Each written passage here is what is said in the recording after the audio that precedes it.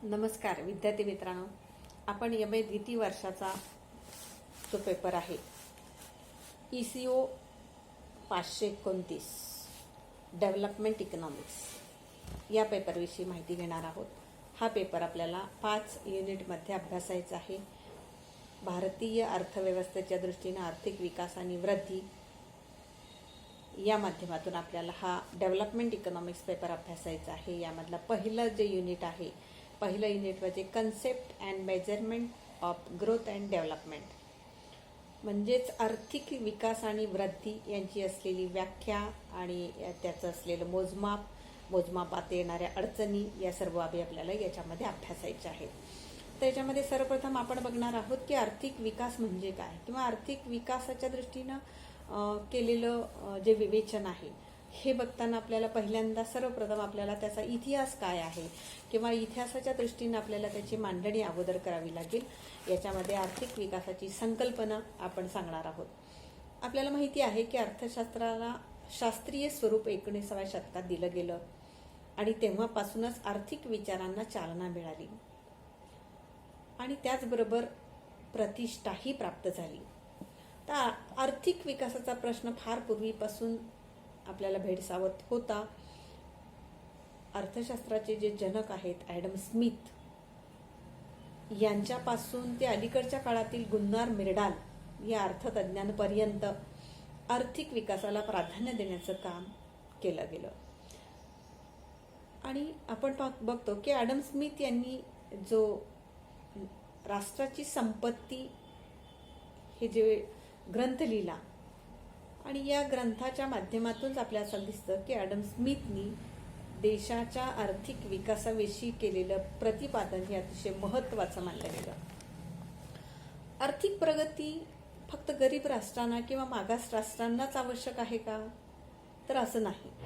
तर आर्थिक विकास किंवा वृद्धी ही जी आहे ते श्रीमंत किंवा विकसित राष्ट्र देखील आपल्याला या दृष्टीनं प्रयत्न करताना दिसतात। तर प्रत्येकजण आपल्या परीनं आपल्या पद्धतीनं आर्थिक विकासामध्ये भर घालण्याचा प्रयत्न सातत्याने करत असतो आणि त्या योगे की जीवनमान कसं उंचावता येईल, जीवनमान अधिकाधिक चांगलं करण्याचा किंवा उंचावण्याचा प्रयत्न या माध्यमातून केला जातो।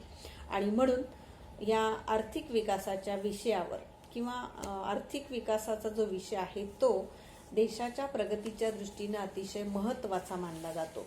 आणि याच्यातून आर्थिक विकास आणि वृद्धी, डेव्हलपमेंट अँड ग्रोथ, आर्थिक विकास वाढ म्हणजेच रोजच्या व्यवहारामध्ये आपण बघतो की ह्या दोन्हींचा समान अर्थाने वापर केला जातो। पण अनेक जी विद्वान मंडळी आहे, जे अर्थतज्ञ आहेत, यांनी मात्र या दोन्हींमध्ये निश्चितच फरक केलेला आहे।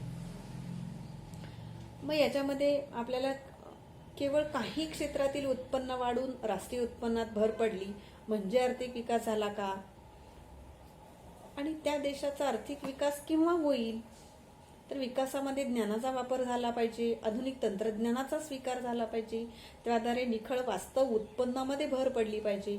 तर या सगळ्यांच्या विकासावर आपल्याला आर्थिक विकासाचं जे मोजमाप आहे किंवा आर्थिक विकास किती झाला हे आपल्याला जाणून घेता येईल। आणि वास्तव उत्पन्नाचा विचार करताना आपल्याला समाजाच्या विकासाचंही प्रयोजन समोर ठेवलं गेलं पाहिजे, म्हणजेच जनकल्याणात अधिक भर पडली पाहिजे। हे म्हणजेच विकासाचं खऱ्या अर्थानं प्रयोजन आपल्याला सांगता येईल। भौतिक वस्तूच्या प्राप्तीतून आपल्याला कल्याण होतं असं म्हणता येईल का, तर जीवनाच्या सांस्कृतिक उत्पन्नातून आपल्याला त्याची जी बाजू आहे ती बाजू आपल्याला मांडता येईल। म्हणजेच या दोन्हींच्या दृष्टीनं आर्थिक विकास अभिप्रेत आहे। आता मानवी कल्याणाच्या दृष्टीने आपल्याला विचार जर करत राहिलो तर मूर्त आणि अमूर्त या दोन्ही स्वरूपाच्या वस्तू आपल्याला हव्या असतात आणि मग या दोन्हींमध्ये वाढ झाली पाहिजे। विकासात अपेक्षित असं जर झालं तर आपल्याला मग या अमूर्त सेवांमध्ये आपल्याला कोणत्या बाबी येतील, तर शिक्षण असेल, आरोग्य सेवा असेल, तर ह्या सगळ्या जीवनमान उंचावणाऱ्या बाबी आहेत आणि म्हणूनच या सगळ्यांचा अंतर्भाव याच्यामध्ये आपल्याला करता येईल। आणि याच्यामध्ये आपल्याला मूर्त स्वरूपामध्ये आपल्याला जो त्याग आहे तो त्याग कोणत्या पद्धतीनं आहे, म्हणजेच सार्वजनिक आरोग्यामध्ये आपल्याला बिघाड झाला काय किंवा अवांछित श्रमशक्तीचा वापर झाला काय, ह्या सगळ्या बाबी देखील विचारात घ्याव्या लागतील. आणि महत्त्वाच्या राष्ट्रीय संपत्तीची जी ही आहे, मापन आहे किंवा राष्ट्रीय संपत्तीत असलेली वाढ झाली पाहिजे, या दृष्टीनं प्रयत्न निश्चित केला गेला पाहिजे. आणि म्हणून वस्तू व सेवा समाजाला उपलब्ध करून दिल्या पाहिजेत. त्यांच्या वापरामुळे जनकल्याणात किती भर पडते आहे याचं देखील मोजमाप झालं पाहिजे. आणि म्हणून निर्माण होणाऱ्या वस्तूंचे स्वरूपही आपल्याला त्याच आणि तेवढ्याच महत्त्वपूर्ण पद्धतीनं लक्षात घेता आलं पाहिजे. तर हा आर्थिक विकास म्हणजे नेमकं काय, याबाबत आपण पुढे बघूया. याच्यामध्ये आपल्याला आर्थिक विकास ही केवळ आणि निखळ प्रत्यक्ष उत्पन्नात भर घालणारी दीर्घकालीन अविरत चालणारी प्रक्रिया आहे, असं बाल्डविन या अर्थतज्ञांनी म्हटलेलं आहे. आता वेगवेगळ्या तज्ज्ञांनी वेगवेगळ्या म्हणजे अर्थ तोच आहे, पण वेगवेगळ्या पद्धतीनं मांडलेल्या ज्या व्याख्या आहेत त्या आपल्याला बघणं अपरिहार्य आहे. पण ह्या सगळ्यांच्या व्याख्याचा जर आपण अभ्यास केला तर आपल्याला असं दिसेल तर या सर्व व्याख्यातून आपल्याला आर्थिक विकासाची काही निकष लक्षात येतात आणि या निकषांच्या माध्यमातून, या निकषालाच आपण वैशिष्ट्य असंही म्हणू शकतो. तर ती वैशिष्ट्ये कोणती आहेत, त्यातलं पहिलं वैशिष्ट्य आपल्याला सांगता येईल की आर्थिक विकास ही प्रक्रिया असून तिचा परिणाम वास्तव उत्पन्नात वाढ होते. बघा, नंतर दुसरं वैशिष्ट्य आपल्याला सांगता येईल तर ही जी प्रक्रिया आहे की ही राष्ट्रांतर्गत घडणारी प्रक्रिया आहे. पुढील आहे, ही प्रक्रिया तात्पुरती किंवा तात्कालिक नसून दीर्घकालीन चालणारी आहे. त्यापुढील वैशिष्ट्य आपण असं सांगतो की निखळ राष्ट्रीय उत्पन्नात वाढ अभिप्रेत आहे.